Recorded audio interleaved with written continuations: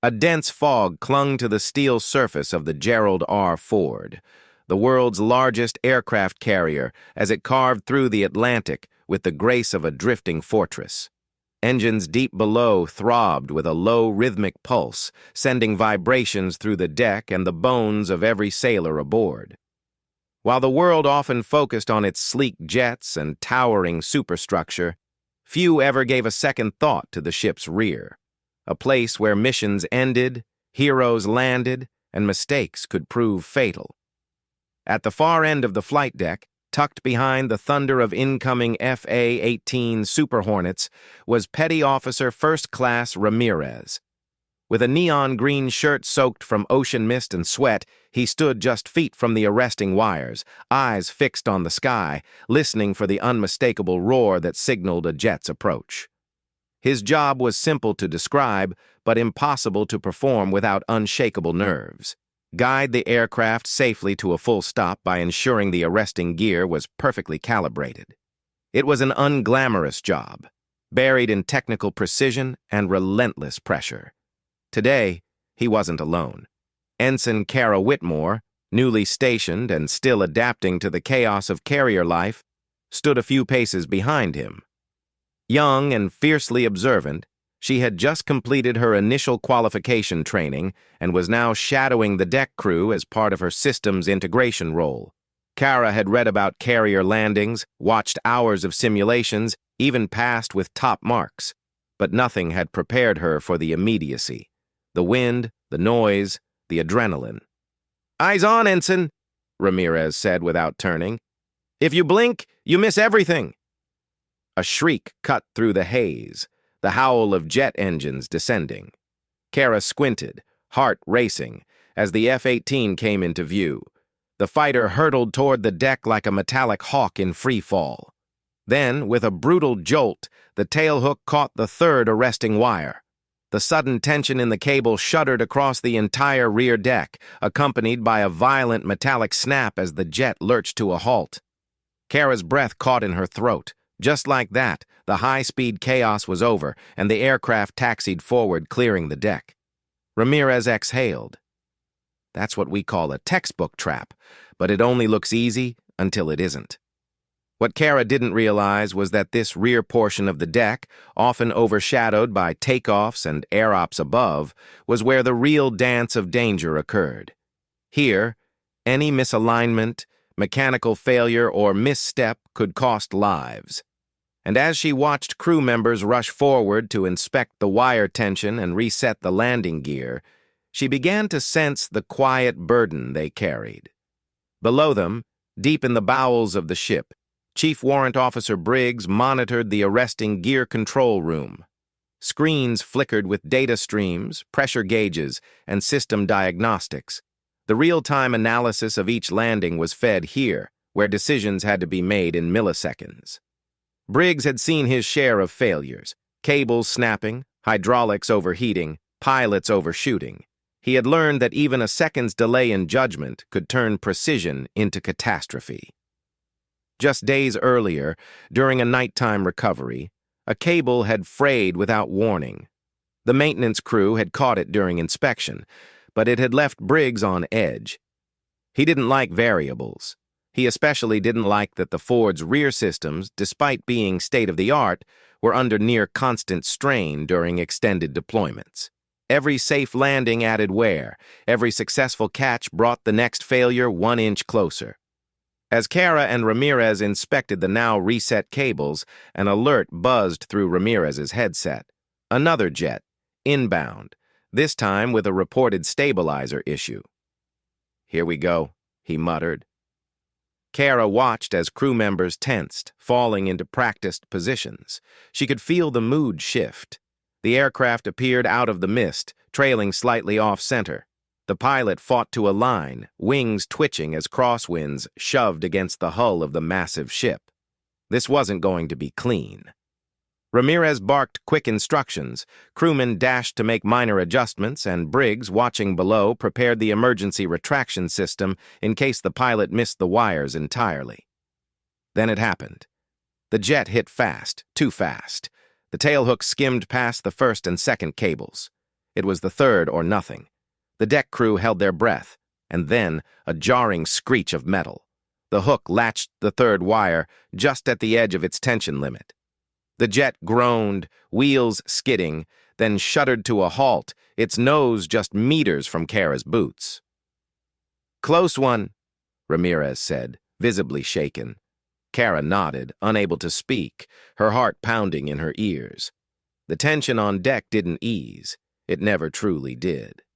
After each recovery, systems had to be checked, recalibrated, reset. There was no margin for complacency here. Kara, now witnessing it firsthand, began to grasp the gravity of her station. This wasn't just about machinery. It was about trust. Trust in every wire, every crew member, every decision. As the fog began to lift slightly, revealing the ocean stretching endlessly behind them, she turned toward Ramirez. "How many more today?" he smirked. "Too many to count, but they all land right here. Every single one." And with that, a new shadow appeared in the distance. Another jet, another challenge. Kara didn't blink. Below deck, far removed from the chaos of the flight deck, the atmosphere was colder, quieter, yet tinged with tension. A maze of passageways ran beneath the Gerald R. Ford, pulsing with the energy of thousands of crew. It was here, in the maintenance control room off the stern, that Lieutenant Commander Alan Trent spent most of his waking hours.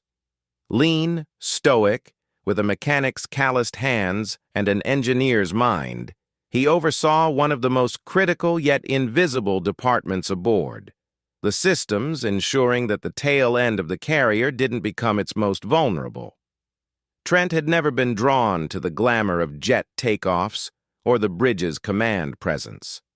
Instead, he preferred systems that whispered their importance in complex schematics and red-lined pressure charts.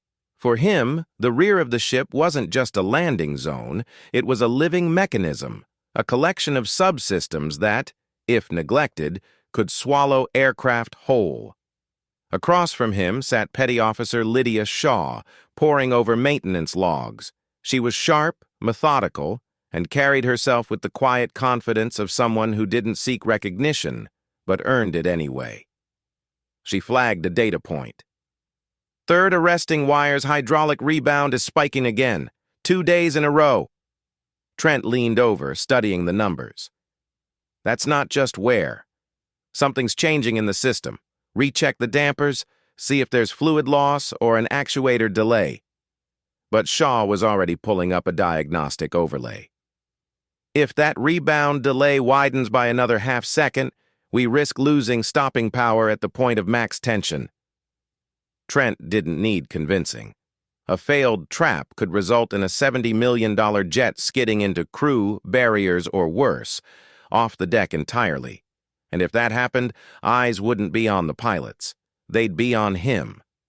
Up above, the deck was once again active. Kara stood at the edge of the landing zone with Ramirez, now more aware of the stakes. The earlier incident had shifted her from observer to participant.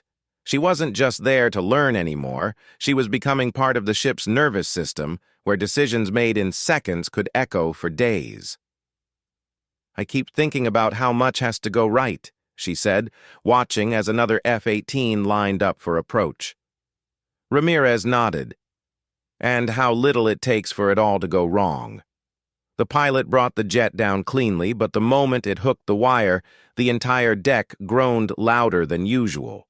Ramirez's head snapped toward the cable team. "Did you hear that?" They had. Something in the tone wasn't right. A low, stretched moan, not the crisp snap they expected.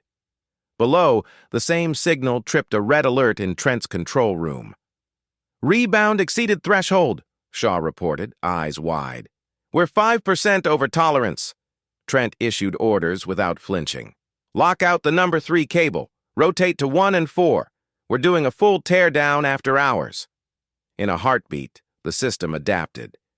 The launch, crew rerouted traffic and alerts spread through the flight ops network. Kara, now armed with growing understanding, followed Ramirez to the secondary monitoring panel to assist with recalibrations. But this wasn't just about the mechanics anymore. Something deeper was bothering Trent. He turned to Shaw. "Pull the failure logs from the last 3 months, every rebound anomaly, no matter how small." She blinked. "You think this is part of a pattern?" "I don't think anything.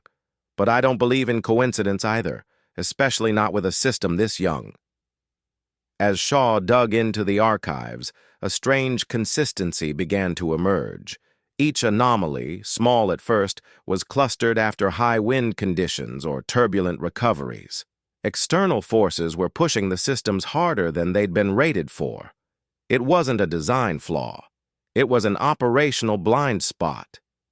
Meanwhile, on the deck, a senior air boss approached Kara and Ramirez. "New orders. You're needed in the command integration room. Fleet wants a real-time assessment of the arresting gear reliability." Ramirez gave Kara a subtle grin. "Welcome to the deep end." Moments later, they were surrounded by screens, cables, and high-ranking officers speaking in clipped codes. Trent appeared on one of the video feeds, updating the team on system stress levels and flagged errors. Kara spoke when asked, her report direct and precise. But something nagged at her. The anomalies weren't just numbers. They hinted at a fundamental shift. The ship was being pushed to its limits more often, its missions longer, recovery tempos tighter. The Gerald R. Ford was a marvel of engineering, but even marvels had limits. As the meeting broke and the night watch began to rotate in, Kara lingered. She walked back to the deck alone, where the cables now sat motionless, glinting under red safety lights. The ocean stretched beyond the stern, endless and dark. She stood there a long moment, watching nothing in particular, feeling the weight of what she was becoming a part of, not just an officer on a ship, but a guardian of the system's integrity, someone who couldn't afford mistakes. And deep below, as Trent marked the anomaly cluster with a red tag on his system map, he muttered under his breath, "If this holds up, we've got a bigger problem than just hardware fatigue." The sea offered no answers, only silence. By morning, the tension that had quietly threaded its way through the carrier's operations had thickened into something undeniable. The sea remained deceptively calm, the sky a slate-gray ceiling over the vast horizon, but deep within the Gerald R. Ford, decisions were coalescing into action. Lieutenant Commander Alan Trent sat at the center of a room that now buzzed with focused urgency. His suspicions, once vague, had crystallized into evidence. The arresting system wasn't failing by accident. It was reacting, predictably and repeatedly, to operational stressors that had not been fully accounted for. He briefed the engineering heads just after dawn. "We've logged 7 anomalies tied to turbulence stress, each following heavy crosswinds or multi-aircraft recoveries. These aren't isolated incidents. The arresting gear system is working exactly as designed. The problem is that we're pushing it beyond that design." A pause followed. Then a voice, skeptical. "You're saying the carrier itself is too aggressive?" "I'm saying our deployment tempo is outpacing the maintenance cycle. And if we keep running this hard, the next failure won't just be a warning light, it'll be catastrophic." His words landed hard. The Gerald R. Ford wasn't just a symbol of American naval dominance. It was a test bed for the future of naval aviation. If it faltered, it wouldn't just be Trent's burden. It would be a blemish on the program, maybe even the Navy itself. Meanwhile, on the flight deck, Kara's experience was changing her. The raw nerves she'd felt watching the first crash had been transformed into something sharper, a growing awareness of how much depended on unseen systems and unnoticed people. Every cable that caught a jet safely was a quiet miracle of physics and vigilance.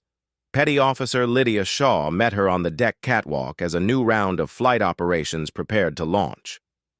"We're pulling Cable 3 from service entirely. Full teardown.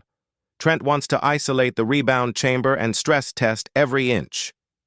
"Does that leave enough redundancy?" Kara asked. Barely, but it'll hold if nothing unexpected hits us. The words weren't comforting, and neither was the weather. The wind was picking up. Not a storm, but something just strong enough to matter. Kara looked toward the stern, where maintenance crews were working with the urgency of people who knew they were on borrowed time.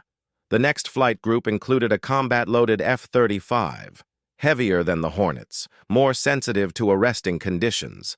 Trent's warning echoed in Kara's mind. As the jet approached, Kara and Shaw stood side by side, eyes fixed on the descent. The landing was textbook, until it wasn't. The cable caught, but the rebound was sharp, almost violent. The tailhook bent further than expected, the gear trembling under the strain. The aircraft jerked, tail skidding for a split second before the system held, but that half-second rippled through the ship like a gunshot. Below, red indicators flared across Trent's console. Shaw's voice came over the comm line. "That's it. We're shutting the system down. Full stop flight ops froze." Alarms sounded. Not panicked. Procedural. But the mood shifted palpably. For a few minutes, the most powerful warship at sea was motionless. Trent stood in front of the command officers on the bridge half an hour later. Kara and Ramirez had joined, having been summoned to provide operational context. "We've reached the edge of safe function," Trent said calmly. "The rebound chamber is degrading. If we continue without replacing it, we will lose a jet. Possibly lives. Possibly worse." Ramirez nodded grimly. "And if we suspend flight ops now? We buy time. Enough to fix it. Maybe even enough to figure out how far this problem goes." No one wanted to say what they were all thinking, that the Gerald R. Ford, billed as the Navy's most advanced carrier, might need a redesign in the middle of operations. The order came down from command. Stand down secondary landings, prioritize system repair, report to Fleet Command by the next cycle. It was as close to a quiet admission of error as any ship like this could afford. As the day drew to a close, the deck calmed. The skies remained overcast, and the waves below seemed to sigh with relief. Kara returned to her quarters, exhaustion catching up with her. But she didn't sleep right away. Instead, she opened her laptop and began to write. A report, yes, but more than that, a reflection. This ship was a marvel, but it was also a crucible. Lives, reputations, futures, all forged under pressure. And at its rear, often out of sight, was the hidden machinery and the people like Trent and Shaw who kept it all together. The next morning, work would begin on upgrading the system. Stronger rebound chambers, new thresholds, a tighter maintenance window. It would be the first step in a larger overhaul, one born not from failure, but from adaptation. Because sometimes what matters most isn't what happens in the spotlight of the flight deck, but what's caught in the tension at the very rear.